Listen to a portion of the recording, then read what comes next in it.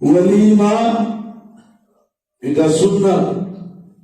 রাসূল পাক সাল্লাল্লাহু আলাইহি ওয়াসাল্লাম হযরত আব্দুর রহমান ইবনে আউফ রাদিয়াল্লাহু আনহুকে বলেছেন, আউলি হলেও বেশাতি, ছোট্ট একটা ছাগলের বাচ্চা জবে করে হলেও ওলিমা আদায় করো।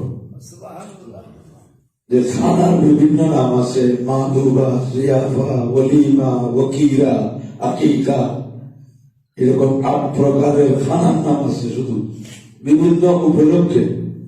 হযরত মোল্লা আলী কারি জামুল মাসাইল ফি শারহি শামাইল তিরমিজি শরহের মধ্যে এগুলো বর্ণনা করেছেন। তো ওলিমা বিবাহ উত্তর যে খানা পিনা তৈরি হয় এগুলাকে বলে ওলিমা। আর ওরস বলা হয় বিয়ের অনুষ্ঠানে যে খানা, বরযাত্রীদের জন্য মেহমান যারা আসবে এদের যে খানা, এটাকে বলে ওরস। তো বিয়ে উপলক্ষে খাওয়া দাওয়া হারাম না, মুশকিল হচ্ছে এতজন খাওয়াইতে হবে, এই জিনিস খাওয়াইতে হবে, এটা হচ্ছে সমস্যা। না হলে বিয়ে উপলক্ষে কোনো খানা হারাম নয়।